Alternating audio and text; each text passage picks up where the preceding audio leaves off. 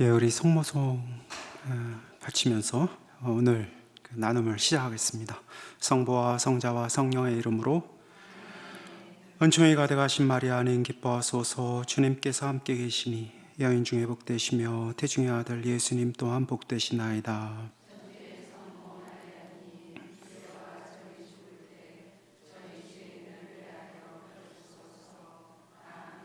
기리의 성모님, 성부와 성자와 성령의 이름으로 아멘. 예, 감사합니다. 잘 또 오셔서 이렇게 함께 우리 묵주기도를 같이 나눌 수 있게 돼서 너무 반갑고 좋아요. 환영합니다. 오늘 네 번째 날이죠.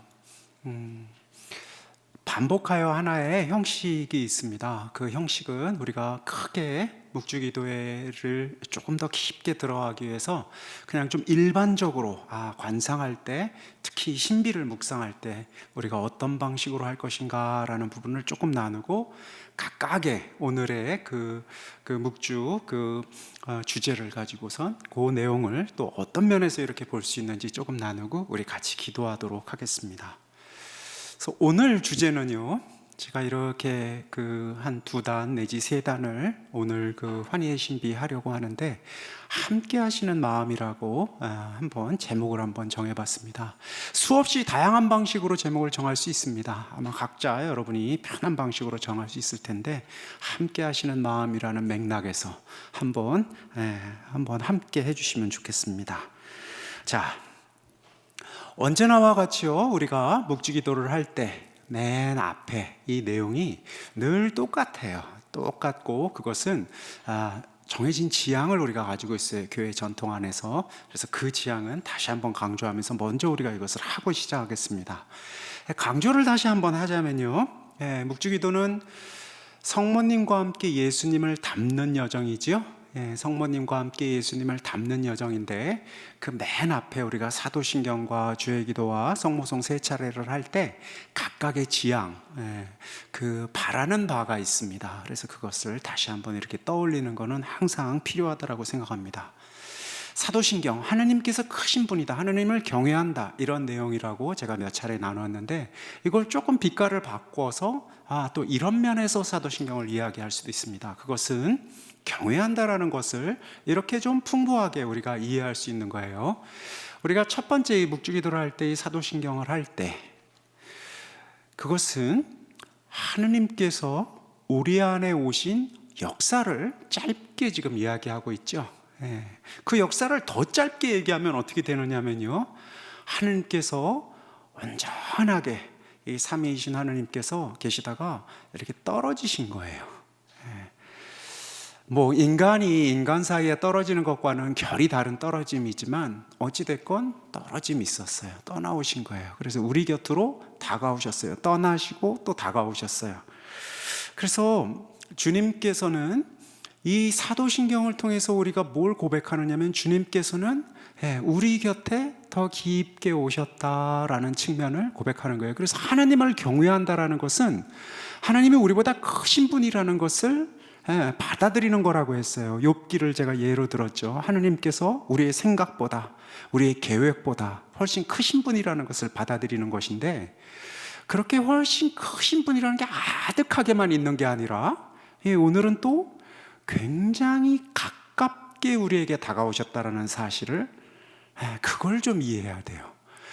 경외한다, 크신 분이다, 내가 상상할 수도 없고 내가 계획할 수도 없고 준비할 수도 없을 만큼 크신 분이다라는 것이 경외한 내용이에요.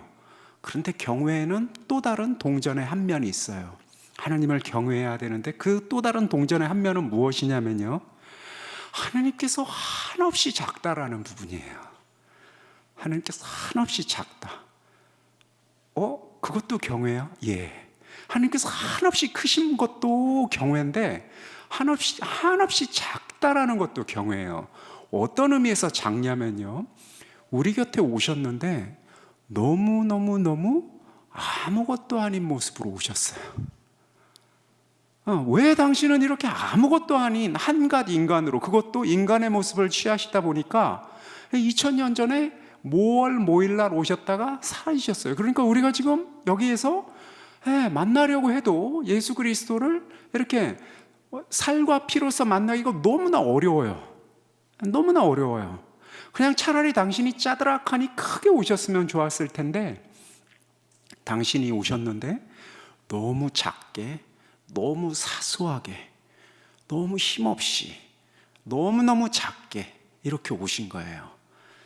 사도신경은 그렇게 작게 오신 그분을 우리가 주님이라고 고백하는 내용이거든요. 그러니까 경외한다라는 것은요, 한없이 크다라는 것도 경외의 한 내용이에요. 또 하나의 내용은, 경외의 또 하나의 모습은 너무 작으시구나. 이것도 우리가 경외의 한 내용이에요. 너무 작다라는 게 그러면 뭘 의미할까? 주님께 내가 지금 모든 것을 의지하고 있어요. 주님, 당신 아니면 내가 어떻게 지금 이 난국을 돌파할 수가 없습니다. 당신이 힘이 되셔야 되겠습니다. 그러니 당신은 참으로 힘있게 나에게 있어야 합니다. 그러니 힘을 좀 보여주세요라고 우리가 외치는 때, 우리가 당신을 경외한다라는 것은 그런 우리의 외침에 그냥 그것이 그대로 그래, 그럼 내가 힘 보여줘야지 하고 근육 자랑을 하시지 않는다라는 사실이에요. 경외한다라는 것은 당신의 때, 당신의 장소, 당신의 방식이 있다라는 것인데, 이게 참 말은 멋있는데 지금 당장 절실하게 당신이 필요한 우리 입장에서 보면 응답도 없고 힘도 없는 것 같고 정말 믿거나 말거나인 것 같은 그런 한없이 작은 분으로 오셨다라는 거예요. 실로 그렇게 오셨어요. 그렇게 작게 오신 분을 우리가 주님, 그러나 저는 바로 그 작은 그분에게 희망을 둡니다 라고 고백하는 것, 이게 우리의 경외예요. 그래서 오늘 사도신경을 할 때는 당신께서 이렇게 우리 곁에 오셨다라는 이 사실을 그냥 좀 이렇게 작게 오셨구나, 참 작게 오셨구나, 그럼에도 불구하고 내가 당신을 나의 주님으로 고백하련다 하고 고백하시는 거예요. 그래서 경외한다라는 것은 참으로 큰 선물인데 우리 편에서 할 수 있는 것들이에요. 우린 경외할 수 있습니다. 이렇게 작게 오셨는데 그럼에도 불구하고 내가 당신을 나의 주님으로 고백하겠습니다.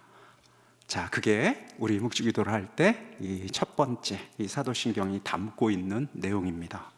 자, 그리고 주의 기도는 앞부분과 뒷부분이 있다라고 말씀을 드렸죠. 앞부분은 주님, 당신의 뜻이, 당신의 거룩함이, 당신이 정말 빛나십시오, 당신이 가장 크신 분입니다 하는 고백이고, 뒷부분에 우리 일용할 양식, 죄의 용서, 유혹에 빠지지 않게 해달라는 부분들은 관계, 우리의 사람들 사이 안에서 나의 삶, 이 땅을 디디고 살아가는 인간의 삶이 당신께 의지할 수밖에 없음을 고백하는 내용이에요.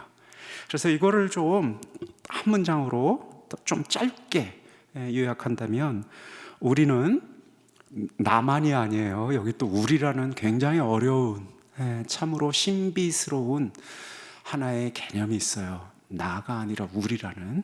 우리는 더 크신 하느님, 그러니까 내가 생각하고 계획하고 하느님이라면 이래야 되고 저래야 되고가 아니라 내 생각과 계획과 내 요구를 넘어 계시는 더 크신 하느님께 의지하는 거예요. 믿음을 두는 거예요. 믿음을 주는 거예요. 이게 우리 주의 기도의 내용입니다. 그래서 이 믿음은 더 크고 더 커져야 되겠죠. 그래서 우리가 이 주의 기도를 할 때 주님, 저의 믿음을 크게 해주십시오 하고, 제가 당신께 의지합니다, 그리고 당신의 뜻이 이루어지기를, 내 뜻이 아니라, 이렇게 우리가 바랍니다.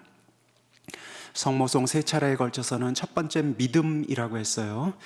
어떠한 기능, 어떠한 거를 잘해주고 못해주고 하는 거래 관계에서 내가 그를 믿는다가 아니라 그를 그냥 온전히 전체를 믿는 거예요. 때론 나한테 잘해주고, 때론 나에게 못해주고, 때론 무엇을 주고, 때로는 무엇을 주지 않을지라도 그 자신을 내가 온전히 믿는다는 것, 이게 믿음이에요. 신망의 첫 번째 믿음의 덕인데, 성모송 첫 번째 할 때는 그 믿음의 덕을 더해 주십시오 하고 마음을 두고, 두 번째는 기대한다, 희망한다라는 것인데, 이게 좀 특정한 뜻을 가지고 있다라고 했어요. 그것은 크고 작은 우리 삶 안에서 필요한 그 모든 것을 당신께 청하는 것이에요. 그래서 당신께 청할 때 당신께서 꼭 들어주신다라는 것, 그리고 그냥만 들어주시는 게 아니라 훨씬 더 깊이 잘 들어주신다라는 사실을 우리가 기대하는 것, 이 믿음, 이 희망이 망이에요. 희망이에요. 믿음과 희망과 사랑이라고 할 때 이 희망은 그냥 어렴풋한 희망이 아니라 이렇게 구체적인 나의 지향을 당신께서 낱낱이 아시고 그것에 한결같이 응답하신다라는 믿음을 두는 거예요. 그럼 당장 내 생활에 필요한 이런저런 것들 막 많은데 그거 막 하면 당신께서 그걸 다 들어주셔야 하는데 정말 필요한 것들을 다 들어주실 거예요. 그러나 당신의 때, 당신의 방식이 있다라고 우리 말씀드렸고, 우리가 희망한다라는 것은 희망을 봉헌하는 것이지, 나 이거 희망했으니까 당신이 한번 얼마나 해주는지 안 하는지 내가 이렇게 지켜볼 거야, 이거 내 방식으로 주는지 안 주는지 지켜볼 거야가 아니라고 했어요. 희망한다라는 것은 당신께 의지하되 지향을 두되, 그러나 당신께서 나에게 더 좋은 방식으로 더 좋은 때에 응답해 주시리라 믿는 것을 의미해요. 그래서 희망을 한다라면요, 희망을 하고 드리는 거예요. 봉헌하는 거예요.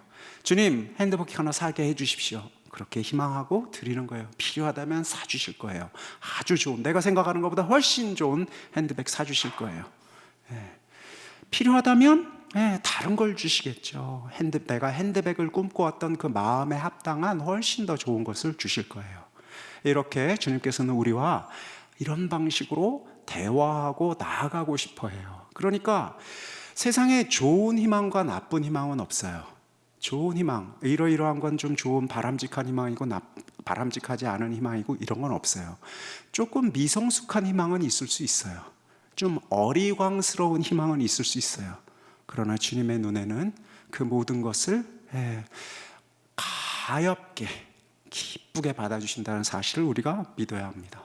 세 번째는 주님께서 주시는 그 수많은 것들, 그냥 주님께서는 이건 주님께서 주신 것이고 이건 주님께서 주시지 않은 게 아니라 나에게 주어진 모든 것이 주님께서 주신 것인데 그것을 나누는 거예요. 사랑이에요. 우리가 지금 신망애라고 얘기할 때 이 세 번째 애는 조금 결이 다른 애인데, 그 애는 이렇게 나에게 주어진 그 모든 것을 나누는 거예요. 그래서 신망의 삼덕을 우리가 특별히 청하면서 묵주기도를 시작을 하는 거예요. 마지막으로 제가 그동안 영광송에 대한 설명을 그러고 보니까 빼먹었더라고요. 영광송은 찬가예요. 찬가, 노래 부르는 거, 후렴구 같은 거예요. 그 교회가 오랫동안 그렇게 영광송을 해왔는데, 이 영광송의 이 찬가는요, 지난주에 제가 마니피캇이 작은 것을 크게 보는 것이라고 했죠. 찬송하다라는 뜻으로 우리가 교회가 번역해서 쓰고 있다라고 했습니다. 영광송이 바로 딱 그 마니피캇에 해당하는 거예요.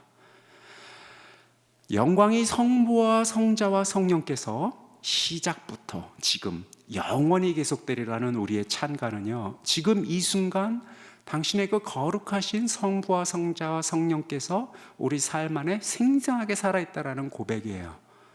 안 보이는데, 그분이 여기 안 계시는 것 같은데, 한편에서는 우리가 그렇게 보이지만 이 찬가를 통해서 우리는 작은 것을 크게 보는 것이거든요. 그래서 영광송을 통해서 우리는 마니피캇을 하는 거예요. 찬송하는 거예요. 주님, 여기 참으로 크게 계십니다. 제가 당신을 참으로 크게 찬송합니다. 크게 봅니다. 크게 믿음의 눈으로 고백합니다. 이렇게 우리가 시작을 하는 겁니다. 그래서 오늘 우리 이 시작, 우리 묵주기도의 시작을 이런 맥락에서 이렇게 좀 다시 한번 떠올리면서 우리 묵주기도를 시작하도록 하겠습니다. 성부와 성자와 성령의 이름으로, 전능하신 천주 성부, 천주의 창조주를 저는 믿나이다. 그 외아들 우리 주 예수 그리스도님, 성령으로 인하여 동정 마리아께 태어나시고 본시오 빌라도 통치하에서 고난을 받으시고 십자가에 못 박혀 돌아가시고 묻히셨으며 저승에 가시어 사흘 죽은 이들 가운데서 부활하시고 하늘에 올라 전능하신 천주 성부 오른편에 앉으시며 그리로부터 사니와 죽은 이를 심판하러 오시리라 믿나이다. 성령을 믿으며 거룩하고 보편된 교회와 모든 성인의 통공을 믿으며 죄의 용서와 육신의 부활을 믿으며 영원한 삶을 믿나이다. 아멘. 하늘에 계신 우리 아버지, 아버지의 이름이 거룩히 빛나시며 아버지 나라가 오시며 아버지의 뜻이 하늘에서와 같이 땅에서도 이루어지소서. 음식을 주시고 저희에게 잘못한 일을 저희가 용서하오니 저희 죄를 용서하시고 저희를 유혹에 빠지지 않게 하시고 악에서 구하소서. 아멘. 은총이 가득하신 마리아님 기뻐하소서. 주님께서 함께 계시니 여인 중에 복되시며 태중의 아들 예수님 또한 복되시나이다. 마리아님, 이제가 저희 죽을 때 저희 죄인을 위하여 비로소서. 아멘. 은총이 가득하신 마리아님 기뻐하소서. 주님께서 함께 계시니 여인 중에 복되시며 태중의 아들 예수님 또한 복되시나이다. 이제와 저희 죽을 때 저희 죄인을 위하여 비로소서. 아멘. 은총이 가득하신 마리아님 기뻐하소서. 주님께서 함께 계시니 여인 중에 복되시며 태중의 아들 예수님 또한 복되시나이다. 이제와 저희 죽을 때 저희 죄인을 위하여 비로소서. 아멘. 영광이 성부와 성자와 성령께 성부와 성자와 성령의 이름으로 아멘. 자, 오늘은 또 오늘 목사의 관상에 대해서 우리 신비를 관상한다라는 의미를 좀 풀어보겠습니다.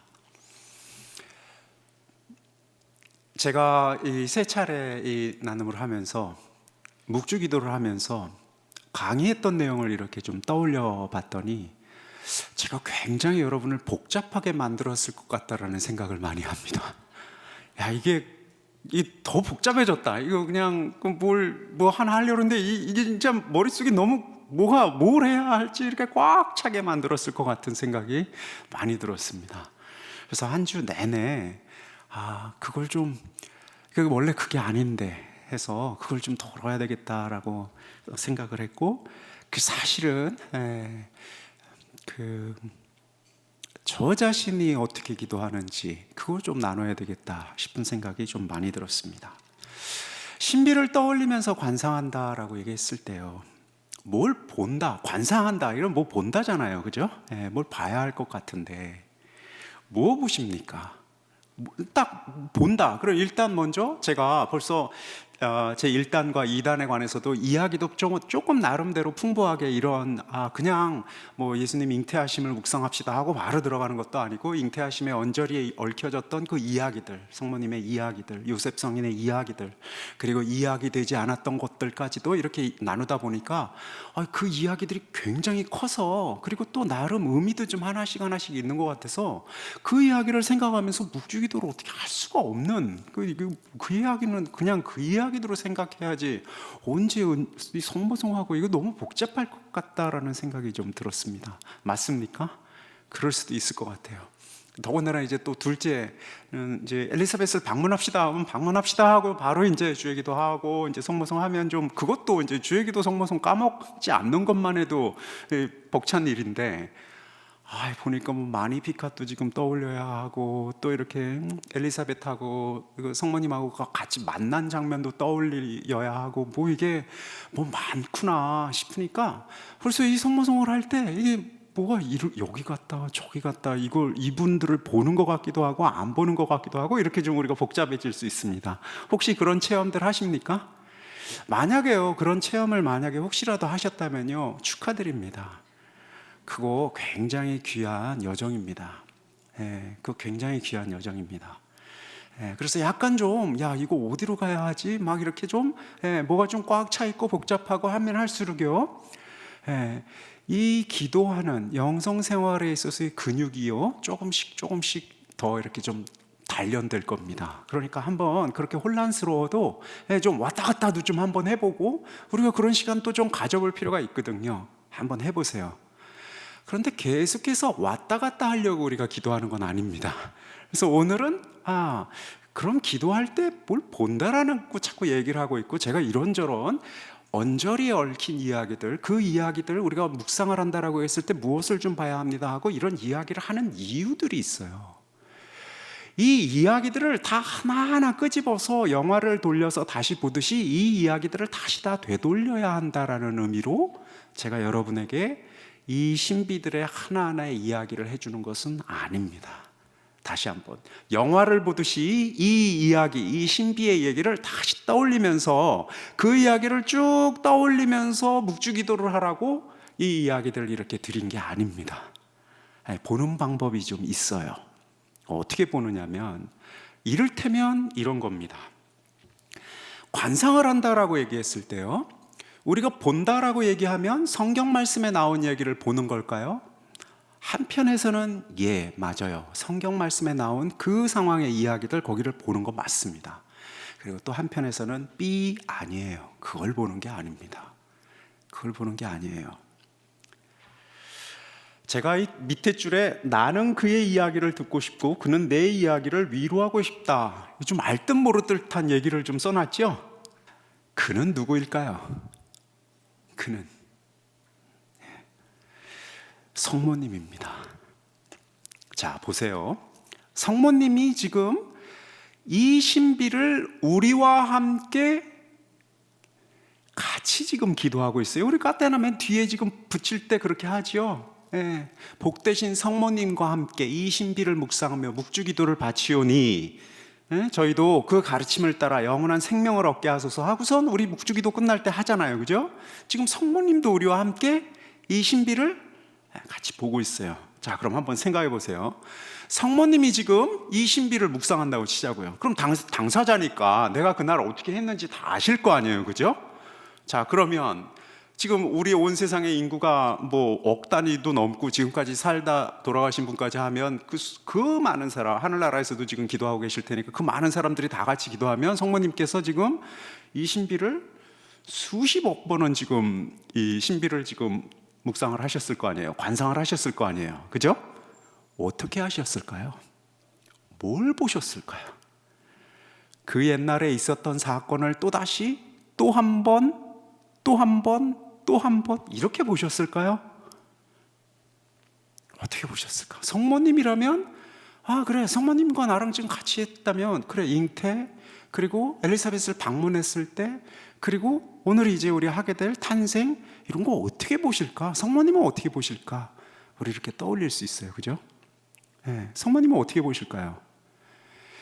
성모님께서 우리와 함께 기도를 할 때, 성모님께서 지금 당신께서 지금 이 기도를 우리와 함께 하고 있잖아요. 그러면 제가 지금 누구와 함께 하고 있어요?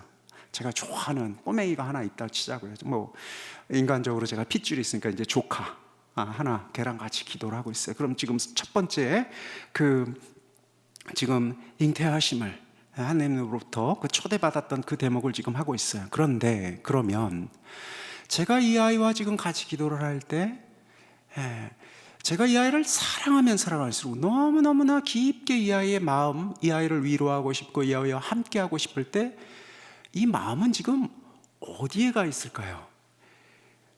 성모님이라면 말이에요. 성모님이라면 그 당시 2000년 전에 그때 있었던 사건으로 갈까요? 아니면 이 사건이 지금 이 친구에게 일으키고 있는 그 마음의 움직임, 여기에 갈까요? 어느 쪽에 갈 것 같아요? 성모님이 그때의 사건을 계속 다시 떠올리실 것 같아요? 아니면 같이 기도하고 있는 내 마음 안에 울려지고 있는 그 사건을 통해서 그 날을 통해서 내 마음 안에 울려지고 있는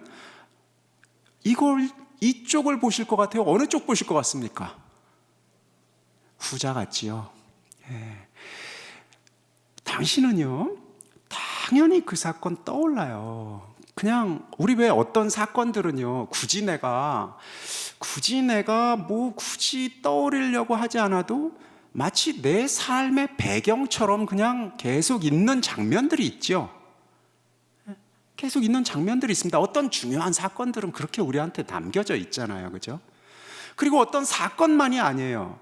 그 느낌이라는 게 또 있잖아요. 내가 어떠한 그 일을 했을 때, 당했을 때, 또는 내가 어떤 일을 선물로서 받았을 때, 어떤 등등, 아주 기쁜 일이 있었을 때 등등, 그런 것들이 배경으로서, 내가 뭘 할 때 그 배경으로서 이렇게 남겨질 수 있잖아요. 그죠? 성모님께서는 딱 그 배경으로 당신의 사건을 두되 보려고 하는 게 무엇이냐면, 같이 지금 기도하고 있는 이 친구의 그 마음의 풍경을 당신은 함께 지금 보고자 하시거든요. 자, 그러면 우리는 어떻게 해야 되겠습니까? 우리는 당연히 그렇게 보시려는 그분의 마음과 같이 좀 가져야 돼요. 그래서 우리가 좀 보기 싫어도 우리 마음 안에서 올라오고 있는 여러 가지 것들을 좀 당신과 함께 보고 있다라는 마음을 좀 가져야 됩니다. 이게 도대체 더 알쏭달쏭한 상태가 되었다 싶을 수 있을 겁니다. 관상을 할 이 신비를 지금 1단, 2단, 3단, 4단, 5단 이렇게 할 때 제가 이야기를 좀 풍부하게 여러 가지 1단이 가지고 있는 의미는 이런 겁니다 하고 드리는 이유는요, 그 이야기 자체를 여러분이 더 잘하라는 이야기가 아닙니다. 여러분이 지금 성서학을 공부할 것도 아니고 그 이야기 더 자세히 알고 마니피컷의 의미를 더 자세히 알고 뭐 이런 거 다 그거 알아서 아는 게 지금 중요하지 않아요. 그런 이야기를 조금 풍부하게 드린 이유는 그런 것들을 통해서 내가 좀 건드려지는 게 있잖아요. 그래. 그럼 내 삶 안에서, 그래.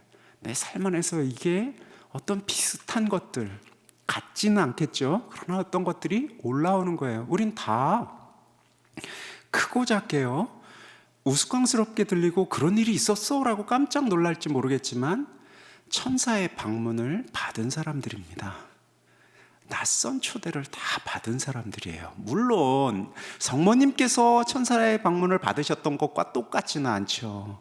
그러나 우리가 이렇게 세례라는 이 특별한 은총을 받았을 때의 전경을 보면 우린 어떤 식으로든지 갸륵한 그분의 가난한 초대들을 우리가 받았기 때문에 여기 와 있는 거예요.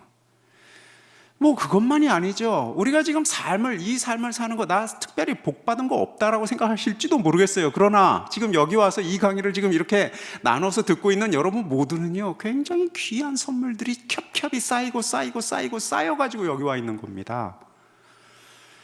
굉장히 귀한 다양한 방문들이 있었어요. 그런데 성모님의 이야기를 우리가 왜 떠올리느냐면, 그렇게 귀한 성모님의 성모 그 영보, 그 귀한 소식조차도 뭐라고 했죠? 굉장히 가난하고 혼란스럽고 두려움에 떨었던, 뭔가 그냥 좋기만 한 이런 것들이 아니었다라는 말씀을 드리는 이유는 우리의 초대도 역시 그런 거예요. 주님께서 나를 부르시고 내가 지금 이 자리에 이렇게 함께 할 수 있도록 이 특별한 이 기회를 주었는데, 그 초대도 성모님의 그날 두려움에 떨고 어찌할 바를 몰랐던 것처럼, 또 응답해야만 했던 것처럼, 그런 약한, 어떤 의미에서 불안정한 두려움, 그럼에도 불구하고 예하고 응답한 것들이 필요했구나 하고, 우리가 그것을 다시 성모님의 이야기와 우리의 이야기가 이렇게 만나는 거예요. 줄탁동기라는 말 들어보셨습니까? 병아리도요, 이렇게 알이 있어요. 알이 있고 걔들이 이제 깨어 나올 때요, 속 안에 있는 아이가 이렇게 부리를 껍질 바깥으로 이렇게 댄답니다. 그러면 엄마 그 암탉이 거기를 쿡쿡쿡쿡쿡 이렇게 쳐가지고 밑에 속 안에 있는 그 병아리, 걔와 엄마의 부리가 딱 마주하는 그 순간, 그렇게 껍질이 그때 딱 깨질 때, 그렇게 딱 깨지면서 이 병아리의 뇌가 자극을 탁 받아서 그때 그렇게 깨어져서 나온 애들이 건강하대요.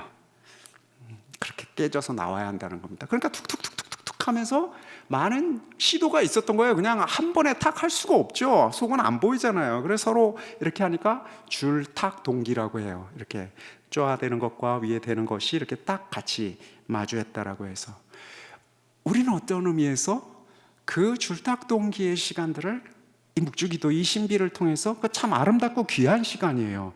안타깝기도 하죠. 그러나 귀한 시간인데 그 시간들을 우리가 이걸 통해서 하는 거예요. 그래서 내가 가지고 있는 내 삶에 다양하게 올라오는 마음의 움직임들, 그런 것들이 그렇게 귀하고 중요해요. 주님께서, 지금 성모님께서 우리와 함께 기도하고 있는데 성모님이 온 마음을 다해서 어루만져서 보려고 하고 위로하려고 하고 함께 하려고 하는 건 다른 무엇이 아니라 지금 기도하고 있는 이 사람이에요.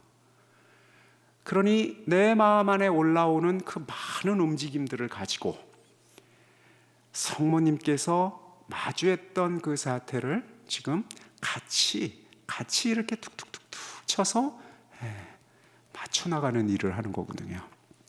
자, 그러니까 우리가 지금 관상을 한다라고 하면 뭘 봐야 하느냐면, 어떤 의미에서는 아주 온전하게 마음에 올라오는 수많은 움직임들을 좀 봐야 되는데, 그냥 내 이야기, 내 그것만이 아니라 어떤 배경을 가지고 있어야 되느냐면, 어떤 시선을 가지고 있어야 하느냐면, 지금 우리가 지금 보려고 하는 이 신비들의 이 시선을 가지고 보는 거예요. 이 시선을 가지고. 제가 가끔씩 이렇게 저희 어머니가 저에게 뭐 어떤 얘기를 할 때, 그리고 그윽한 눈으로 저를 쳐다볼 때 이런 얘기를 많이 하시는 거예요. 그게 저는 저 자신은 기억이 안 나요. 그런데 엄마는 어떻게 저한테 얘기를 하시냐면, 실제 엄마 말씀드리는 거예요. 항상 저를 보면 어느 날 이렇게 볼 때, 이렇게 당신 손에 제 발이 이렇게 있었대요. 아기일 때 그런가 봐요. 아주 작은 아기일 때는 이렇게 두 발이 엄마의 손 위에 다 올라가나 봐요. 그런가요? 제가 아기들을 잘 본 적이 없어서. 그런데 그렇게 손에 제 두 발을 이렇게 올려놓았던 그것이 당신이 저라는 사람을 볼 때의 배경이에요. 항상 당신은 당신의 이 두 손에 아마 그때의 그 마음이 있겠죠. 따뜻한 마음, 사랑에 찬 마음. 괜찮아요. 서두르시지 마십시오. 그렇게 갑자기 끌려면 잘 안 꺼집니다. 사랑에 찬 마음, 어떤 그런 어떤 그것이 있을 텐데, 바로 그 시선으로 저를 보는 거예요. 시시때때로. 관상을 한다라는 것은 바로 이렇게 어느 한 시선으로 내 마음에 올라오는 수많은 것들을 보는 거예요. 성모님과 함께하는 이 신비들을, 이 신비라는 이것을 그렇게 하나의 무엇인가 내가 이렇게 볼 수 있는 하나의 틀로서 놓고선 내 마음에 움직여지는 것들을 이제 보는 거예요. 그게 배경이 되는 거예요. 안경이 되는 거예요. 여하튼 뭔가를 볼 때는 항상 그걸 지금 놓고 보는 거거든요. 그래서 결국 이제 성모님께서 그때를 돌아봤던 그 마음, 그리고 그 성모님께서 지금 우리의 삶을 지금 이렇게 바라보시는, 그래서 우리의 삶에서 그날을 돌아보는 이 마음, 이것이 지금 우리가 보려고 하는 관상이에요. 더 복잡해졌습니까? 그래서 제가 이제 신비에 관해서 좀 여러 가지 이런저런 이제 예를 들어서 탄생이라든지 또 성전에서 봉헌하는 거라든지, 아니면 다시 이렇게 잃어버렸던 우리 그 어린 예수님을 이렇게 다시 찾는 이야기라든지, 이런 이야기를 할 때 그런 이야기들을 이 자리를 통해서도 들을 수 있어요. 그리고 또 성경을 통해서 만날 수 있어요. 그러면 우리 이제 성숙한 신앙이고 주님 앞에서 좀 깊이 있는 관계를 가져갈 사람으로서는 무엇인가 그것을 통해서 자꾸 뭔가를 봐버릇해야 돼요. 그 정경을 통해서 이제 보는 거예요. 말을 해석한다, 그게 뭘 의미를 가지고 있다, 이거랑은 조금 달라요. 왜 우리가 성경을 읽을 때 그 느낌이 또 있을 수 있잖아요. 우리에게 다가오는, 안 올 수도 있어요. 그걸 가지고, 안 오는 거를 가지고 막 파헤쳐서 쥐어 짜낼 이유는 전혀 없어요. 그러면 어떠한 그런 말씀, 그런 모습을 가지고 내 마음 안에 올라오는 수많은 바람들을 그걸 가지고 보는 거예요. 그걸 가지고. 그래서 성경이 우리를 가득 채운다라는 얘기는 성경 생각만 한다는 얘기가 아니에요. 그것이 우리의 안경이 되어서 우리의 세상을, 우리의 마음들을 보는 거예요. 우리의 기억들을, 우리의 역사를, 그런 것들을 보는 것이거든요. 그러니까 그렇다면 안경을 쓰는 거니까 이거 성경 말씀을 내가 조금 마음을 열고 내 마음에 담겨지도록 봐야 되는구나. 이건 지금 알고 모르고가 아니라 내가 이걸 지금 통해서 나를 봐야 되니까 여기에서 내가 지금 어떻게 느껴지고 있는지, 어떤 움직임이, 이 말씀을 통해서 어떤 움직임이 지금 일어나고 있는지, 그런 것들을 좀 봐야 되는구나. 이렇게 우리가 좀 이해를 좀 해야 되겠습니다. 혹시요, 제 말이 조금 어렵거나 그러면 이제 우리 이야기를 조금 들어가면서 이 이야기들을 가지고 어떻게 그러면 우리가 그 안경들을, 프리즘이라고 하죠, 그 세상을 보는 그 틀을 만들 것인가 한번 보도록 하겠습니다. 자, 3단, 우리가 1, 2단 이제 하고 3단을 좀 한번 볼게요. 3단은 예수님, 성모님께서 우리를 위해서 예수님을 낳으시다이죠. 자, 이 3단을 하기 전에요, 각각의 단에는 우리 각각의 지향을 좀 두도록 제가 말씀드렸어요. 지향은 뭐라고 했죠? 무엇이든지예요. 어떤 것이든지예요. 그리고 지향은 봉헌하는 것이니까 어떤 것이든지 마음에 품되 그것은 주님께 좀 맡기고 이제 이 이야기 속으로, 이 신비 속으로 우리가 들어가야 돼요.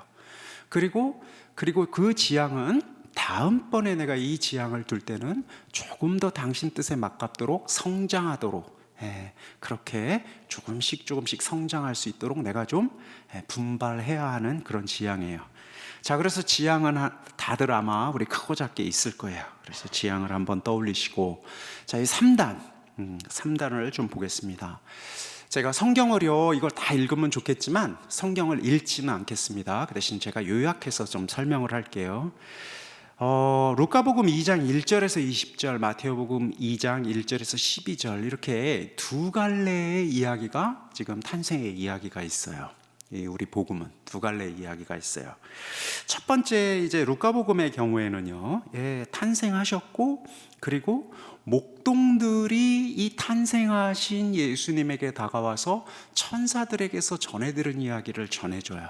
그리고 마리아와 요셉, 그리고 아기 예수님을 그 목동들이 이렇게 참으로 경배하고 기뻐하면서 간 내용이에요. 우리 다 알죠? 목동들, 천사와 목동들, 이렇게 한 내용이에요. 두 번째, 마태오복음 이야기는요, 이제 동방박사가 이 탄생한 우리 예수님을 찾아온, 아기 예수님을 찾아온 이야기예요. 이건 또 좀 목동들과는 또 결이 조금 다르죠? 이들은 별을 보고선 이렇게 찾아온 이야기예요. 야, 그러면 지금 뭐가 진짜인 거야? 우리 지금 물을 수 있어요. 복음은요, 오늘날 저희들이 만약에 복음을 썼다라고 하면요, 이렇게 사복음서를 절대로 안 썼을 겁니다. 복음서를 하나만 썼을 거예요. 사복음서를 써가지고 막 등장인물도 다르고, 여기서는 이쪽으로 갔다라고 저기서는 저쪽으로 갔다 그러면 벌써 공신력이 떨어지잖아요. 이게 진짜가 아닌가 보다, 가짜인가 보다, 이렇게 되잖아요. 그죠? 그러니까 오늘날 우리가 썼다면 이렇게 흠결 없이 일관되게 이 일관성을 가지고 딱 그렇게 썼을 거예요. 그런데 말이죠, 이때의 우리 어른들은요, 그런 마음이 없었을까요? 일관성 있게 뭔가를 좀 쓰고자 하는 마음이 없었을까요? 있었어요. 그것도 아주 강했어요. 이렇게 등장인물도 다르고 뭐가 이렇게 막 다르면 이거 좀 웃기는 건데, 이런 마음이 그들도 있었어요. 그런데 왜 이렇게 썼을까요? 각각의 사람들이 체험한 바를 가지고 내가 체험을 했는데 저 사람은 다르게 지금 체험을 했다라고 얘기를 하는데, 그런데 진실이야, 나는 지금 거짓을 이야기하고 있지 않거든요. 저 사람도 거짓을 이야기하고 있지 않아요. 그러면서 할 수 없어. 우리는 우리의 눈, 우리의 시선, 우리의 논리, 우리의 지식으로, 지성으로는 이거 완전히 서로 다른 두 개이지만, 우리가 체험한 진리를, 진실을, 그런 우리가 가지고 있는 논리 일관성 때문에 이렇게 막 하나는 빼고 하나는 더하고 덧붙일 수가 없어 해서 이렇게 담아 놓은 것이거든요. 그러니까 이것은 맞냐 그러냐에 대한 문제는 오케이, 그건 좀 질문에 담길 수는 있어요. 그러나 적어도 이것을 썼던 사람들이 그냥 생으로 모르고선 이렇게 썼던 이야기는 아니에요. 루카복음의 이야기, 마테오복음의 이야기를 지금 이것을 쓴 사람들이 모르지 않았어요. 그럼에도 불구하고 체험한 바, 확신을 가지고 주님께서 이렇게 담아주신 바를 넣은 것이니까 이제 그런 진정감을 가지고 우리가 이 대목들을 좀 볼 필요가 있어요. 두 개의 이야기는 참 다른 것 같은데요. 하나의 사실을, 하나의 진리를 다른 빛깔로 다른 면에서 본 이야기라고 볼 수도 있습니다. 실로 우리 교회 어른들은 그렇게 체험했습니다. 자, 먼저 목동들의 이름이 안 나옵니다. 그죠? 목동들이 어떠한 사람인지 이름이 안 나와요. 그냥 들에서 양치던 사람들이었어요. 그 목동들이, 그러니까 들에서 양치던 사람들이니까 하느님의 그 거룩한 현현에 대해서 증언할 수 있는 힘이 없어요. 이름도 있고 그 어떤 가문의 누구인지가 되어야 증언할 수 있는 힘이 있을 텐데 증언할 수 있는 힘이 없어요. 그러니까 우리가 보려고 했을 때요, 목동들이 제대로 뚜렷하지 않게 보여도 아무 문제가 없습니다. 원래 지금 이야기, 하느님께서 우리에게 다가오셔서 당신을 드러낸 맨 처음 얼굴이 이러했어요.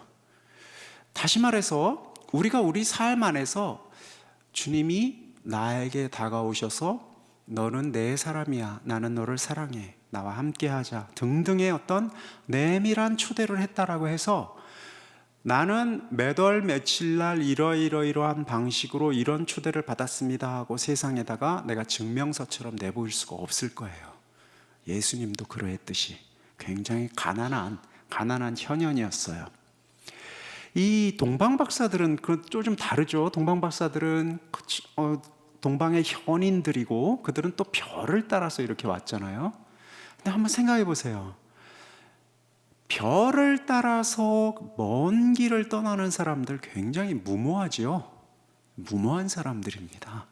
그리고 별은 그렇게 명료하지가 않아요.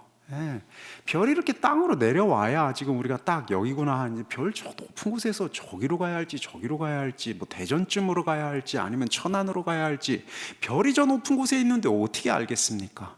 별은 이렇게 아래로 내려오지 않거든요. 그러니까 이 먼 길을요, 별을 보고 이렇게 나서는 이 사람들 굉장히 어떤 의미에서 이게 지금 이거 우리가 만약에 지금 무엇인가를 한다라고 했을 때 믿기도 어렵고 알기도 어렵고 이래요. 그런데 하나의 귀한 의미가 있습니다. 별을 지금 본다라는 것, 그것은요, 가까이에 좋은 것들이 많은 사람들은 별을 안 봅니다. 별을 보고 긴 길을 갈 수가 없어요. 가까이에 내가 거두어야 할 많은 일들, 현안들이 지금 있고, 가까이에 내가 지금 이렇게 가면 무엇이 있고 저렇게 가면 무엇이 있다라고 내가 계획을 쫙 세워가지고 할 수 있는 가까이에 무엇인가 답들, 인생의 답들이 있는 사람들은 별을 볼 일이 없어요. 가까이에 있는 길들을 찾아가야죠. 이것도 하고 저것도 하고. 별을 보고 먼 길을 가는 사람들은요, 가까이에서 답을 찾기 어려운 사람들입니다. 가까이에서 하나님의 탄생, 예수 그리스도의 탄생을 경배했던 이 귀한 어른들의 그 특별한 성소, 선물은요, 그들이 저 먼 별을 볼 수밖에 없었던, 어떤 의미에서 아주 먼 별에 희망을 둘 수밖에 없었던, 다시 말해서 아주 가까이에서 희망을 두기가 어려운 가난한 사람들이었다는 사실을 우리가 좀 추측할 수 있고 이해할 수 있습니다. 그러니까 동방박사들 우리가 생각을 할 때요, 멜키올, 가스팔, 이렇게 우리가 지금 발타살 이렇게 우리가 생각을 하고 이름까지 지어놓고 하지만, 지금 중요한 것은 먼 길을, 먼 별을 보고 떠나온, 어떤 의미에서는 참으로 가까이에서 길을 찾기 어려웠던 사람들이라는 사실을 알 수 있습니다. 그러니까 우리 삶 안에서 지금 내가 가까이에서 어디로 어떻게 가야 할지 지금 답을 찾기가 굉장히 어려운 이 처지들이 지금 딱 주님의 탄생을 가장 가까이에서 경배할 수 있는 특별한 선물이라는 사실을 우리가 좀 이 이야기를 통해서 그럴 수도 있겠구나 하고 볼 수 있습니다. 두 번째는요, 목동들은 전언을 하고 있습니다. 천사들로부터 들은 이야기를 마리아 또 요셉에게 전해주고 있어요. 좀 웃기죠? 천사들이요, 이 귀하고 아름다운 날 마리아와 요셉에게 오셔가지고 직접 얘기하시면 되지, 뭘 또 그냥 들에서 뭐 양치는 사람들을 통해서 이걸 전했을까요? 그죠? 좀 희한해요. 그것도 이름을 우리가 통성명을 하기도 어려운 그냥 양치는 사람들, 목동들. 성모님께서도요, 그리고 요셉 성인께서도요, 말할 것도 없이 예수 그리스도께서 이 세상에 처음 왔을 때 그 처음 온 그들을 그 하느님으로부터 왔다라는 그 확인을 해주는 그 귀한 선물의 그 뿔나팔 소리는 직접 온 게 아니라 그토록 가난한 사람들을 통해서 전언을 통해서 왔어요. 그렇게 지금 들렸어요. 다시 말해서 우리에게 뭘 의미하느냐면요, 우리 삶 안에서 하나님께서 주신 굉장히 귀한 시간들, 주님께서 탄생을 하신 것처럼 지금 귀한 시간이 어디 있겠어요? 그 귀한 시간들을, 그래, 바로 내가 너에게 이 특별한 시간을 허락했어라고 하나님께서 얘기해 주실 때, 목동 같은 사람들, 굉장히 가난한 사람들, 별로 내가 저 사람으로부터 들었다라고 해서 막 뛸 듯이 기쁘지 않을 수도 있는 그런 사람들, 그냥 내 곁에서 오늘도 내일도 어쩌다 보니 있는 사람들을 통해서 올 가능성이 아주 많아요. 복음이 이야기하고 있는 겁니다. 그리고 동방박사들은요, 또 어떤 사람들입니까? 그들은 와서 경배를 하고 있어요. 엎드리고 있어요. 그 왕으로서 유향과 사제직을 의미하죠. 그 하늘로 오르는 향, 모략, 죽음을 또 의미합니다. 시체를 닦는 그 향료죠. 그리고 황금, 그 금은 세상 안에서의 사도직을 의미하는데, 자, 그런 상징들은 다 빼고요, 무엇보다 중요한 것은 그들이 그 먼 길을 와서 경배했다라는 것은 배를 깐다라는 뜻이거든요. 배를 깔고 있어요. 이상하죠? 사실은 우리가 누군가에게 이렇게 배를 깐다, 그리고 그분에게 내가 가진 가장 귀한 것을 내놓는다라고 했을 때는 사실은 좀 이리 재보고 저리 재보고 뭐 다양한 것들을 좀 한 뒤에서야 우리가 할 수 있는 일이에요. 그죠? 별 보고 와가지고 그것도 지금 뭐 저기 뭐 여긴지 저긴지 막 해가지고 어떻게 찾아가지고 와서, 그것도 딱 와서 보니 왕궁에 있는 사람도 아니고 들판에서 어떻게 해가지고 지금 이러고 나와 있는 사람에게 지금 이들이 경배를 하고 있단 말이에요. 글쎄, 우리가 지금 일반적으로 이렇게 봐서 받는 우리도, 누가 나에게 지금 와가지고요, 한번 생각해 보세요. 저한테 와서 당신이 이 세상의 구원자입니다 하고 지금 여기 엎드려가지고 하고 있으면, 그러면 무슨 뭐 로마 군인들 한 몇만 명 데려와가지고 하는 것도 아니고, 그냥 저기 나는 이름도 모르겠는 그 낯선 사람이 별 보고 왔다라고 해서 여기서 지금 경배를 하고 있으면, 야, 이거 진짜 기쁜 일이구나, 나는 진짜 왕인가 보다, 이렇게 생각할까요? 아니죠. 이거 그럼 다 상징적인 것일까요? 아니요. 교회가 예수님께서 우리 곁에 왔다라는 것을 이렇게 이해했다라는 것이 우리에게 참 중요해요. 성모님 입장에서 지금 이 동방박사, 예수님 입장에서, 요셉의 입장에서 이 동방박사의 경배를 받았을 때는 알 수 없는 세계예요. 이거 도대체 뭐지? 낯선 세계예요. 굉장히. 그러니까 우리가 지금 어떤 주님으로부터 어떤 초대를 받아서 내 삶 안에서 무엇인가 새로운 기운이 시작이 되었고, 그 되었던 날이 그렇게 어마어마하게, 뭐 우리가 동방박사 뭐 생각하면 어마어마한 일들이 있었을 것 같고 막 천사들이 나오고 그렇지 않았어요. 이렇게 초라하고 이해하기도 좀 힘들고, 이거 어떻게 하라는 말이야 싶은, 답이 별로 안 나오고, 동방박사들도 그러고 떠나거든요. 뭘 이렇게 징표라고 해서 이분들이 가지고 갈 수 있는 그런 것들이 아니었단 말이에요. 이렇게 우리에게 시작이 되었어요. 그래서 이 소리들이 우리에게 뭘 얘기하는지 우리가 좀 이거 뭐지? 하고 약간 난감할 수도 있어요. 그러나 그런 우리 삶 안에서 주님과 함께, 주님이 우리 삶 안에서 나와 함께 계시는 그 바로 그 순간이 이렇게 가난하고 겸손하고 좀 낯설고 하는 방식으로 왔다라는 사실을 우리가 조금 그렇구나. 내 삶 안에서 당신과 내가 정말 이렇게 시작했던 그 날들이 가난하고 낯설고 초라하고 무엇인가 이거 아닐 수도 있는 것 같은데 싶은 그런 것들이 결코 나만 그렇던 게 아니라 2000년 전에도 그랬다라는 것입니다. 자, 마지막 이제 간직한다라고 했을 때 이게 사실은 조금 우리가 중요해요. 을이라고 썼죠? 제가 지금 을이라고 썼습니다. 예수님께서 우리에게 다가왔을 때 을로 오셨습니다. 을로. 왜 을이야? 벌거벗겨져서 왔어요. 처분을 바라는 방식으로 왔어요. 성모님께서도 예수님을 낳았을 때 자신할 수 있는 그런 도구들을 가지고선 지금 예수님을 낳은 처지가 아니었어요. 제가 동방박사의 이야기를 장황하게 했던 이유도 그것을 통해서 이거구나 하고선 이렇게 주먹 불끈 질 수 있는 처지가 아니었더라는 거예요. 그냥 낳았을 뿐이에요. 그것도 가장 약한 처지로. 아마 여기서 아이를 낳아보신 분들은 잘 아실 것이라고 생각합니다. 저는 사실은 그런 체험도 없고 간접적인 체험도 없지만 아이를 낳고 나면 여인들이 조금 대범해진다라고 해요. 보일 거 못 보일 거 다 보여줬다 이거죠. 뿐만 아니라 사실은 그 순간이, 출산의 순간이 가장 취약하다라고 해요. 모든 동물이 마찬가지예요. 인간만이 아니라 가장 약한 상태예요. 뭘 어떻게 해볼 수 없는 딱 그 상태로, 가장 약한 상태로 하느님이 인간에게 가까이 오셨어요.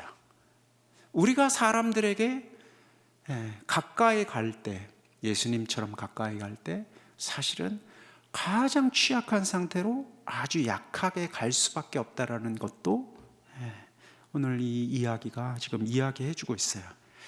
그래서 지금 제가 이런저런 탄생했다라는 이야기는 바로 이렇게 가장 가난한 사람들로부터, 그것도 전원을 통해서 참으로 가난하고 참으로 가난하게 오는 것이구나, 그리고 참으로 약자가 되는 것이구나, 그렇게 주님께서 우리 곁에 오셨구나 라고 우리가 지금 그 신비를 묵상을 할 때 제가 이 문을 조금 이렇게 열어드린 겁니다. 그러면 여러분은 이 문을 통해서 더 들어가 보셔야 돼요. 더 가난한 모습으로, 더 약한 모습으로, 이렇게 온전한 방식으로 당신을 있는 그대로 다 내놓고 지금 우리에게 오셨단 말이에요. 우리 삶의 계기에도, 우리 삶 안에도 그런저런 계기들이 당연히 있을 겁니다. 여기 지금 있는 분들 중에 발가벗겨진 체험을 못 하신 분은 아마 없을 겁니다. 여기 있는 여러분들 중에 을이 되어 본 적이 없는 분은 없을 겁니다. 여기 있는 우리 모든 분들 중에 낯선 소식을 들어보지 못한 분은 없을 겁니다. 좋은 것이든 또는 어떤 것이든 전혀 준비되지 않은 상태에서 낯선 소식. 그리고 여기 있는 우리들 중에 이런 체험도 또 있을 겁니다. 선물이라고는 하지만 별게 아닌 선물을 받은 날이 있을 거예요. 주님께서 나를 사랑한다라고 하는데 그래서 와 같은 날 많이 있을 겁니다. 목동들이 천사들의 얘기를 전해준 것들처럼 나를 지금 내가 굉장히 사랑받고 있다고 지금 막 얘기를 막 그렇게 그냥 하는데, 그래서 좀 10,000원이라도 여기 놓고 가든가, 아무것도 없는 그냥 말뿐인 그날 우리가 있지요. 그게 예수님의 탄생과 탄생하신 날과 가장 닮은 날들입니다.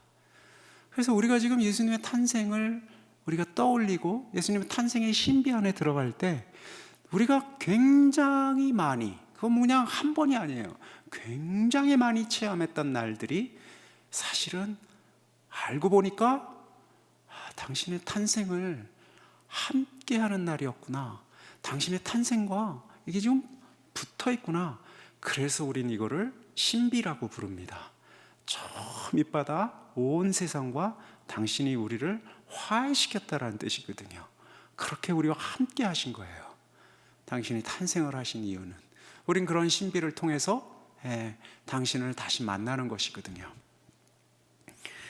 그래서 성모님께서 이 신비, 이 예수님을 탄생을 이 날, 이렇게 해산하신 날을 떠올리시면서 이 신비를 우리와 함께 지금 기도하고 계십니다. 그럴 때 우리 각각의 해산의 날들이 있을 겁니다.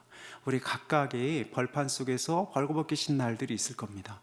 우리 각각이 그날 주님께서 나를 사랑하신다라고 지금 애써 위로하고 믿고 있는데, 목동들의 이야기처럼 그게 지금 별로 힘이 될 때도 있고 안 될 때도 있는 그런 날들이 있을 겁니다. 이 묵주기도 3단을 할 때는 바로 그런 날들을 성모님과 함께 같이 가는 거예요. 그런 날들이 떠오를 때 아주 깊게 성모님과 함께 그런 날들을 어떻게 해야 되겠죠? 찬미해야 합니다.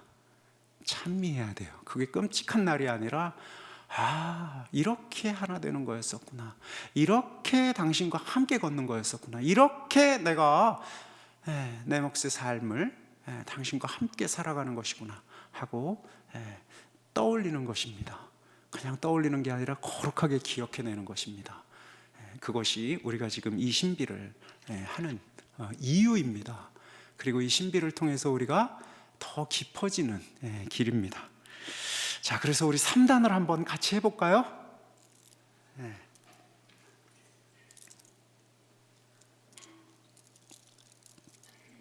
성부와 성자와 성령의 이름으로.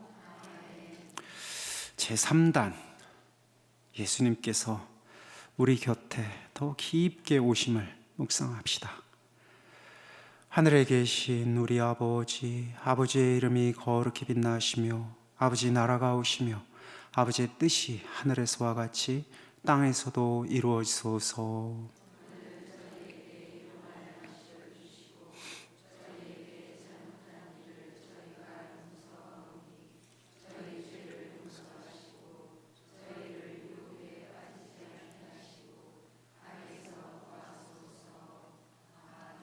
은총이 가득하신 마리아는 기뻐하소서. 주님께서 함께 계시니 여인 중에 복되시며 태중의 아들 예수님 또한 복되시나이다.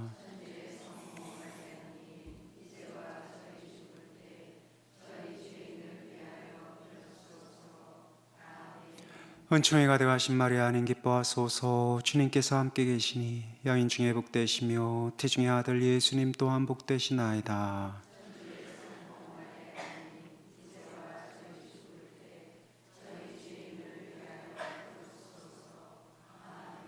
은총이 가득하신 마리아는 기뻐하소서. 주님께서 함께 계시니 여인 중에 복되시며 태중의 아들 예수님 또한 복되시나이다.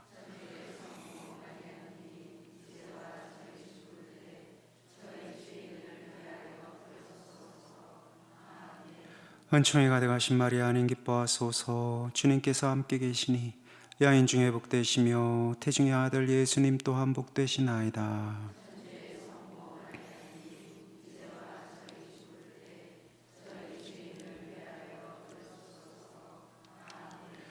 은총이 가득하신 마리아는 기뻐하소서. 주님께서 함께 계시니 여인 중에 복되시며 태중의 아들 예수님 또한 복되시나이다.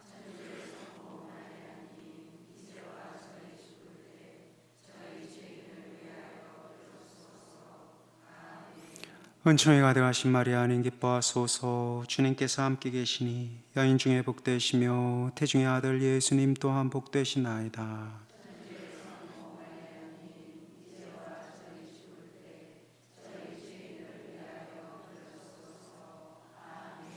은총이 가득하신 마리아는 기뻐하소서. 주님께서 함께 계시니 여인 중에 복되시며 태중의 아들 예수님 또한 복되시나이다.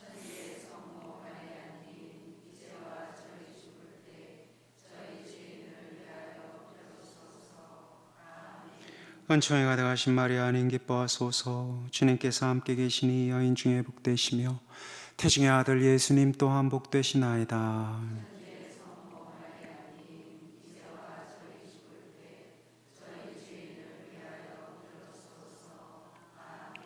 은총이 가득하신 마리아는 기뻐하소서. 주님께서 함께 계시니 여인 중에 복되시며 태중의 아들 예수님 또한 복되시나이다.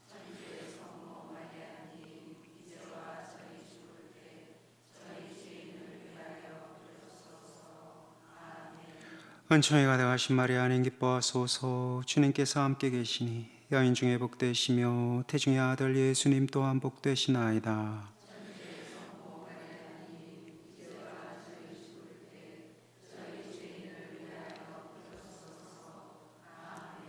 영광이 성부와 성자와 성령께. 예수님 저희 죄를 용서하시며 저희를 지옥불에서 구하시고 연옥 영혼을 돌보시며 가장 버림받은 영혼을 돌보소서. 성부와 성자와 성령의 이름으로 아멘. 좀 쉬어야 되겠지만 오늘은 한 단 더 하고 짧게 제가 좀 하고 그 다음 좀 쉬었다가 우리 미사하도록 하겠습니다. 4단도 마저 하고 싶어요. 4단은 성전의 봉헌하심입니다. 이 이야기 역시 이 두 갈래의 이야기가 있어요. 하나는 희망에 찬 이야기인데 뭔가 여기 가시 같은 게 하나 있고요. 또 하나는 참으로 서글픈 이야기입니다. 이 두 가지가 사실은 두 개의 서로 다른 이야기 같지만 연결되어서 이렇게 서로 이렇게 그 두 개의 실이 이렇게 교차하여 아주 아름다운 그 대목을 이루고 있습니다. 루카복음 2장 21절에서 39절은요, 성전에서 아기 예수님을 성모님께서 봉헌하시는 대목입니다.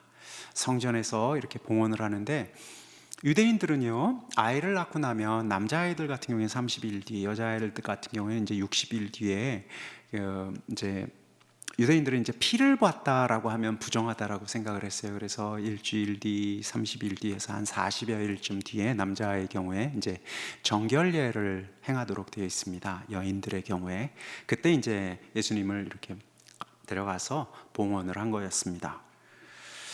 그때 잘 아시다시피 우리 시메온과 한나가 예수님에 대해서 예언을 하죠.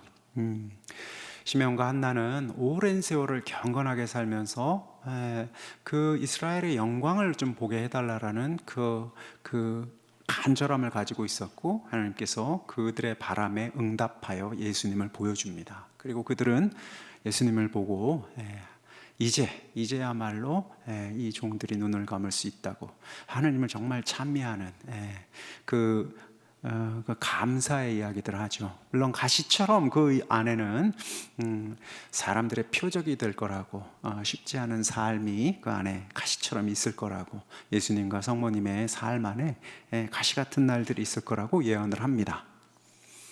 또 한 대목은요, 마태복음 2장 12절에서 18절인데요 이거는 어떤 대목이냐면 동방박사들이 이제 꿈에 야 헤롯에게 가지 마라, 돌아가라 하고 헤롯이 열받아서 2살 남짓 아이들, 베들레헴에 있는 그 아이들을 다 죽여버린 그 사건입니다. 그래서 그렇게 죽여버리니까 한없이 서글퍼서 사람들이 울부짖고 있었다라는 이야기입니다. 좀 이상해요. 이 거룩하고 기쁜 탄생의 이야기 안에 이렇게 참혹한 파괴와 폭력 그리고 이유를 알 수 없는 이런 죽음들이 난무하고 있으니까 우리가 이 지금 성전 봉헌한다 그럼 봉헌 얘기만 있지 지금 그 다른 이야기는 우리가 없으니까. 그런데 이 성모님과 함께하는 묵주기도는요 거듭 말씀드리지만 이 앞에 있는 제목 1단 2단 하는 이 제목만이 아니에요. 교회가 이 제목을 통해서 이 봉우리와 같은 거예요. 봉우리. 그 제목은 봉우리들이고 우리가 저기까지 지금 한라산을 지리산을 종주를 한다라고 했을 때 헬리콥터를 타고 봉우리만 이렇게 갈 수는 없죠. 쭉 걸어서 지금 이 봉우리에도 갔다 이렇게 가야 되잖아요. 그런 것처럼 예수님 전생애를 지금 함께하는 여정이지 요 봉우리들만 지금 하는 것은 아닙니다. 그래서 봉우리들과 봉우리들을 연결하는 수많은 이야기들도 당연히 이 특별히 하는 우리의 이 신비와 관상 안에는 포함되어야만 해요. 그게 우리 어른들이 교회 어른들이 이 1단은 무엇입니다, 2단은 무엇입니다 할 때 감히 1단과 2단의 제목을 정한 이유예요. 만약에 사람들이 오늘 우리가 생각하는 것처럼 1단 빛의 신비를 만약 예를 든다라고 하면 예수님께서 세례를 받으시고 또 가나의 혼인잔치에서 첫 번째 기적을 행하신 것만 만약에 묵상을 하고 신비를 한다라고 하면 정말 요한 바오로 2세께서 지금 관뚜껑을 열고 지금 나오셔야 할 판이에요. 그런 뜻에서 그것만 하라고, 그것만 중요하다라고 지금 그 신비를 이렇게 정해 놓으신 게 아니고 이건 봉우리 같은 거예요. 그래서 그 언저리에 그 많은 예수님 삶 전체를 우리가 지금 관상하는 것이 중요해요. 자, 그런 의미에서 지금 처음 예수님 생애 안에서 성전 봉헌 언저리에 있었던 이 두 개의 큰 사건을 우리가 같이 좀 이렇게 담을 필요가 있습니다. 성전 봉헌에서요, 한번 생각해 보세요.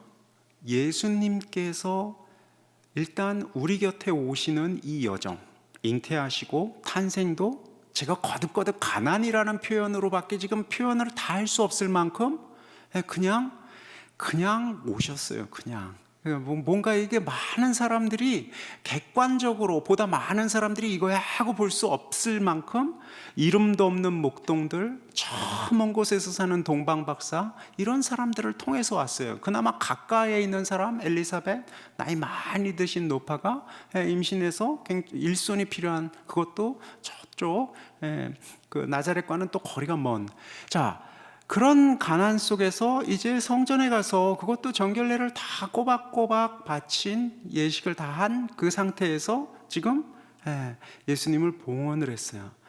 하나님, 이게 이런 거예요. 예를 들어서 굉장히 귀한 사람이 지금 하나 있다라고 치자고요. 교황님이 지금 여기 오셨어요. 그래서 교황님 너무너무 귀한 분이니까 여기 오셨는데, 교황님 환영회를 여기서 하는데 한 10명 정도 사람들이 모여 있어요.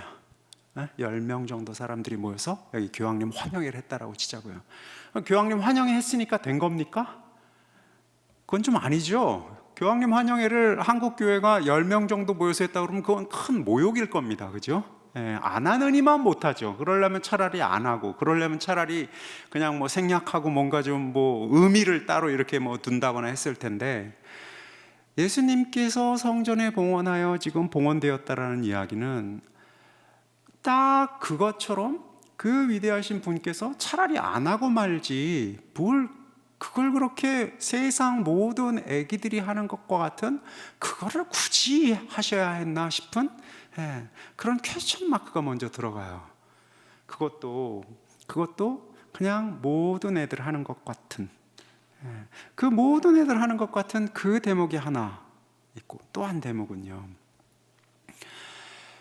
그냥 세상 모든 애기들처럼 그렇게 봉헌이 되었고 그렇게 들어 올려졌고 다른 사람들의 손에 이렇게 맡겨지는데, 예수님께서 이제 마태오복음 이야기예요. 빨리 도망쳐라 해가지고선 이집트로 우리 성가정이 피난을 가고 거기에서 굉장히 많은 아이들이 죽음을 당했단 말이에요. 무죄한 아이들의 그 죽음, 우리가 성경을 통해서 잘 알잖아요. 그렇게 죽음을 당했어요. 이건 도대체 왜 이런 일이 일어나는지 우리는 알 수가 없어요. 교회는요, 이 아이들의, 무죄한 아이들의 죽음을 순교, 첫 번째 순교라고 이야기해요. 그런데 여러분, 순교라고 보통 우리가 얘기를 하면요, 순교하는 그분이 그 의미를 좀 잘 알고 자유로운 의지와 선택을 통해서 그래 내가 이거 해야지 하고선 했을 때 우린 그를 순교라고 부르는데, 이 아이들은 순교자일까요? 아닐까요? 이 순교자 맞나?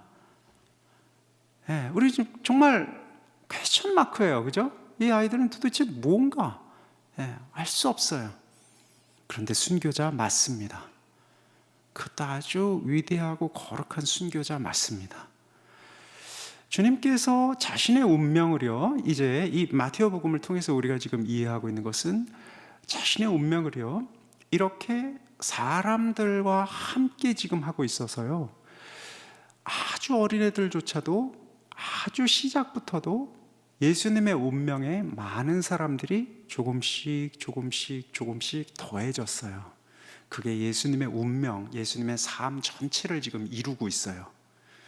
그래서 우리가 지금 살아나가면서요, 나는 지금 선택을 한 게 아니야. 어떠한 끔찍한 일을 당했는데 선택을 한 게 아니었는데, 그리고 그냥 당했을 뿐이야. 그리고 그것은 의미도 없는 것 같아. 그리고 그것이 어떤 좋은 열매를 맺지도 못했어요. 왜냐하면 내가 그것을 가지고선 의미화시킬 수 있는 뭐 그런 것도 아니야. 그냥 그건 끔찍한 일일 뿐이야.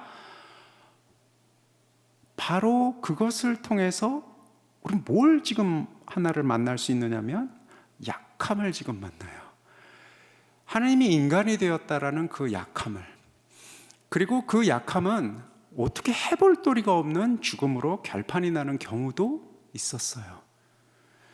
무지한 아이들의 이 죽음을 통해서 예수님께서는 우리에게 당신의 탄생, 당신이 우리 곁에 와서 당신의 삶을 시작을 할 때 당신의 동행이 누구인지 지금 알려주고 계셔요. 당신의 동행들은요, 약한 사람들이었어요. 그리고 약하다라는 것 자체가 이렇게 귀하고 거룩한 것이었어요. 시작부터 이랬어요. 그냥 약하기만 하면 돼? 약하기만 한 게 그렇게 거룩하고 귀한 거였어요. 이 무지한 아이들처럼, 아기들처럼. 그리고 이 아기들의 엄마들은 그냥 울부짖었을 뿐이지 이걸 거기에서 뭐 어떤 의미를 찾는다거나 하기 굉장히 어려웠어요.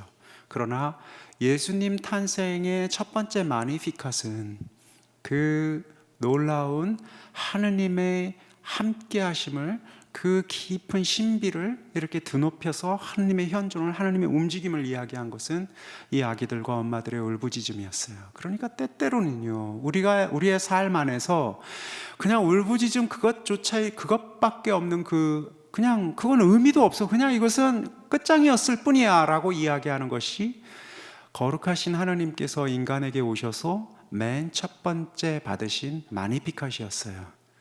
우리 삶 안에서의 마니피캇도 어쩌면 당신의 시선 안에서, 당신의 마음 안에서는 그리 볼 수 있을 거예요. 그렇게 우리 안에서는 많은 바람들, 많은 삶들이 일어나고 있는데 어떤 것은 의미 있고 어떤 것은 도무지 의미를 찾을 수 없는 것들도 있을 겁니다. 그게 시작부터 이제 우리 삶 안에서 함께 하기 시작했어요. 그래서 성전을 봉헌하고 이 피신하는 이 대목들은 예수님의 삶이 순탄치 않았다, 아이고 그냥 좀 어려웠다, 이런 이야기만이 아니에요. 그것은 우리와 함께 한 길을 가시는 그분이 시작부터 당신의 사명을 우리들과 이렇게 나누셨다라는 거예요. 우리 삶 안에서 짜드락하니 야 이런 방식으로 내가 너와 내 사명을 나눌게 하지 않고 그냥 이건 끝장이에요 라고 울부짖을 수밖에 없었던 순간들도 당신의 입장에서는, 당신의 시선과 당신의 큰 섭리 안에서는 그렇게 사명을 나누는 길이었다라는 사실을 믿는 자들은요, 이렇게 떠올릴 수 있어야 돼요. 그리고 또 내 한 삶뿐만 아니라 내 곁에 있는 삶의 그 어려움들도 우리가 그 시선으로, 이 시선으로 달리 볼 수 있어야 돼요. 리비아에서 우리나라 언론에서는 좀 잘 안 다뤄진 것 같아요. 어마어마하게 많은 사람들이 홍수로 죽었어요.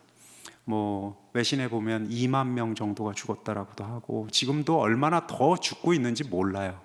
댐이 터졌거든요. 리비아에서. 리비아, 아프리카 위쪽에 있는 나라예요. 우린 지금 그 외신 보도나 이런 것들도 잘 안 나오니까 잘 모르는데 그 일이 있은 뒤에 우린 질문할 수밖에 없어요. 도대체 그 죽음은 뭡니까?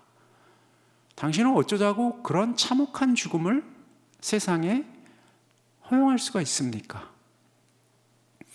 복음은요, 지금 이 무죄한 아이들의 죽음을 통해서 어떤 의미에서 당신은 침묵 가운데 응답하고 계시는 것 같아요. 그 당시 아이들, 이거 이렇게 죽어간 아이들, 이거 뭐 제가 시작부터 말씀드렸지만 뭐 순교도 아니고 아무것도 아니고 어쩌다 보니 그냥 죽어버린, 한편에서의 생각은 그럴 거예요. 지금 우리는 믿음의 눈으로 이 시간을 예수 그리스도와 함께 볼 때, 당신의 섭리, 당신의 사랑은 그냥 좋은 것들만 우리에게 주는 게 아니라 참혹한 아픔을 통해서도 우리와 함께 하시는구나. 우린 이걸 지금 배우고 있거든요. 참혹한 아픔을 통해서도 함께 하시는구나. 그래서 우리가 지금 리비아에 있고 그 참혹한 어려움 속에서 그냥 울부짖으며 끝장이 나버린 그 삶들 자체를 감히 함부로 이야기할 수 없어요. 주님의 그 큰 섭리, 그분의 사명을 그들이 우리보다 훨씬 더 온전하게 그 가난함으로 죽음으로 나누었을 가능성이 많아요. 그게 지금 복음을 읽는 우리들이 마주하는 신앙 고백이거든요. 그러니까 세상에 아무런 의미 없는 죽음, 그것은 감히 함부로 우리가 이야기할 영역이 아니에요. 그래서 조심스럽게 우리는 이 성전에서 바치시고 당신의 어린 시절 언저리의 이 이야기를 보면서 감히 우리는 이렇게 이야기할 수 있어요. 주님, 저를 보아주십시오. 연민의 눈으로 보아주십시오. 제가 어느 순간은 당신을 아는 것 같고 어느 순간은 당신을 따르는 것 같지만 사실은 대부분의 순간 저는 당신을 따르지도 않고 당신께서 나에게 어떤 의미를 주셨는지도 모르겠고 때로는 너무나 그냥 아프고 어려울 뿐이고 그것조차도 별로 건강하게 내가 헤쳐나가고 있는 것 같지 않고 어떤 의미에서 이렇게 쓰러져 가고 있는데 그럼에도 불구하고 주님, 당신께서 나와 함께하고 계신다라는 사실을, 그냥 함께가 아니라 사명을 함께 나누고 계신다라는 사실을 믿음으로 제가 고백하렵니다 하고 응답하는 거예요. 특별히 우리의 가난 속에서, 특별히 좌절 속에서, 특별히 우리의 죽음 속에서 우리는 그것을 고백하는 거예요. 그래서 이 성전에서 봉헌될 때 아기처럼 아무 말도 없는 바로 그분이, 아기처럼 아무 말도 없는 자신의 동료들, 맨 첫 번째 순교자들이 죽어갈 때 아무 일도 할 수 없었던 그냥 그 아기, 도망칠 수밖에 없었던 아기, 우리 주님께서는 그 몫을 당신의 몫으로 감당하셨어요. 그리고 그 몫을 감당하는 게 그래 나 미안해가 아니죠. 그렇게 우리와 함께 당신의 사명을 나누신 거예요. 그렇게 우리는 당신과 함께 사명을 나누는 동료가 되는 거예요. 그럴까? 글쎄요. 믿는 자들은 그 안에서 하느님의 섭리를 보고 믿지 않는 자들은 뭔 말 같지도 않은 소리야. 죽음일 뿐이지. 죽음은 의미가 있어야지. 죽음은 알고 죽어야지. 죽음은 그것을 통해서 뭔가가 나와야지. 죽음은 그것을 통해서 우리가 이거야 하고선 주장을 할 수가 있어야지. 실패라면 그래야지. 아니면 성공이어야지. 아니면 내가 당신을 지금 딱 붙잡을 수 있고 위로여야지. 아니면 정말 할렐루야 하면서 죽어야지. 아니면 뭔가 기쁨에 들떠서 내가 뭔가를 해야지. 아니요. 아닌 거였어요. 예수님의 처음 시작부터 그의 사명을 나누는 길은 이렇게 참으로 무력한 방식의 죽음이었어요. 그런데 그 죽음은 우리가 오늘 지금 잘 알고 있듯이 그냥 죽음이 아니죠. 예수님과 함께하는 삶이었고 당신의 사명을 함께하는 삶이었어요. 그러니까 가장 오래, 가장 빛나게, 가장 기쁘게 그들이 우리와 함께 살고 있다고 우리는 지금 신앙으로 고백하고 있어요. 신앙으로 고백하고 있지만 우리의 신앙이 작으니까 그래도 나는 그런 몫은 안 택하고 싶어. 그런 몫은 좀 지워주세요. 그거는 조금 알긴 알겠는데 그런 것까지는 나는 아니겠어요 라고 우리가 이야기할지 모릅니다. 그런데요, 주님께서 우리를 더 깊게 사랑하시기 때문에 누군가에게는 도대체 알 수 없는 시련도, 또 누군가에게는 알만한 시련도 골고루 주실 겁니다.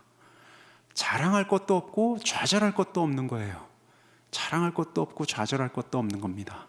왜냐하면 우리 하나를 가장 귀하게 사랑하시는 그분께서 당신의 사명을, 우리를 사랑한다면 다 나누어 주실 거기 때문에 그래요. 그걸 우리가 지금 믿는 사람들입니다.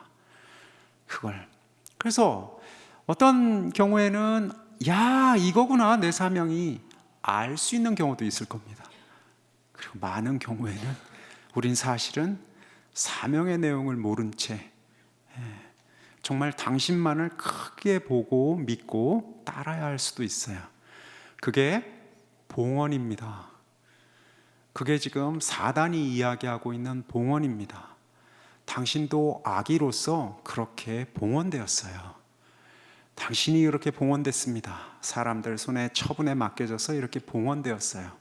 그러니 우리도 봉헌되어야만 합니다. 그럼 그렇게 우리도 봉헌되어야만 해요.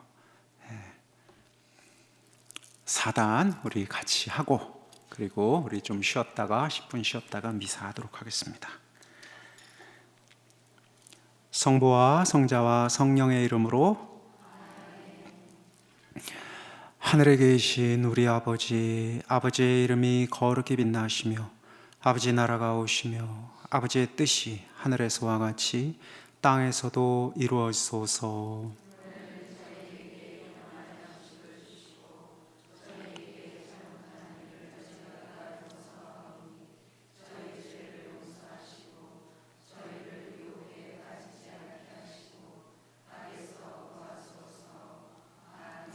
은총이 가득하신 마리아님 기뻐하소서. 주님께서 함께 계시니 여인 중에 복되시며 태중의 아들 예수님 또한 복되시나이다.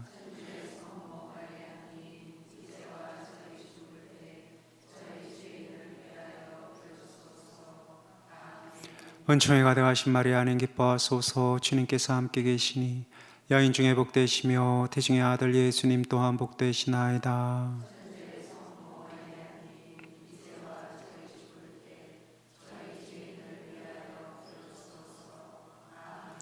은총이 가득하신 마리아님 기뻐하소서. 주님께서 함께 계시니 여인 중에 복되시며 태중의 아들 예수님 또한 복되시나이다.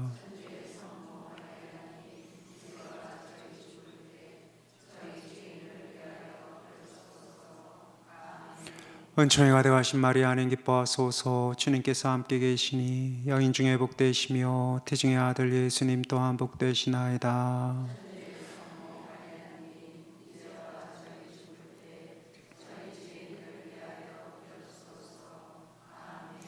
은총이 가득하신 마리아님 기뻐하소서. 주님께서 함께 계시니 여인 중에 복되시며 태중의 아들 예수님 또한 복되시나이다.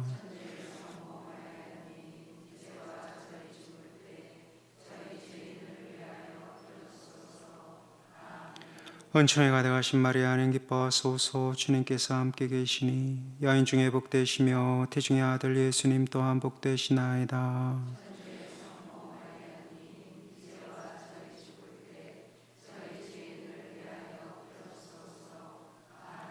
은총이 가득하신 마리아님 기뻐하소서. 주님께서 함께 계시니 여인 중에 복되시며 태중의 아들 예수님 또한 복되시나이다.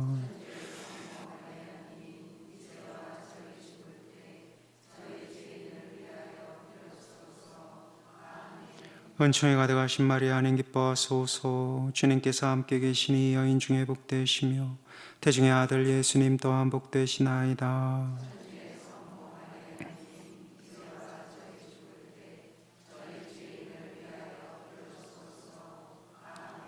은총이 가득하신 마리아님 기뻐하소서. 주님께서 함께 계시니 여인 중에 복되시며 태중의 아들 예수님 또한 복되시나이다.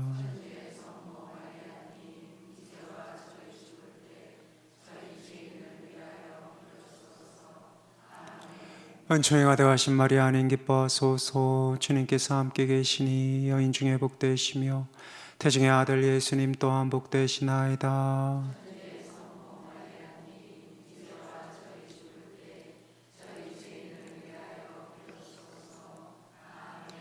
영광이 성부와 성자와 성령께. 예수님, 저희 죄를 용서하시며 저희를 지옥불에서 구하시고 연옥 영혼을 돌보시며 가장 버림받은 영혼을 돌보소서. 모으시며 사랑이 넘친 어머니, 우리의 생명, 기쁨, 희망이시여,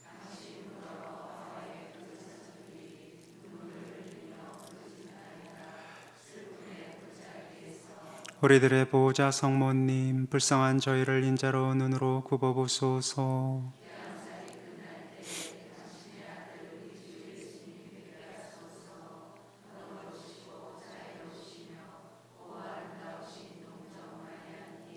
천주의 성모님, 저희를 위하여 빌어주시오. 기도합시다. 하느님, 외아드님께서 삶과 죽음과 부활로 저에게 영원한 구원을 마련해 주셨나이다. 복되신 동정 마리아와 함께 이 신비를 묵상하며 묵주 기도를 바치오니 저희가 그 가르침을 따라 영원한 생명을 얻게 하소서. 우리 주 그리스도를 통하여 비나이다. 아멘. 성부와 성자와 성령의 이름으로 아멘.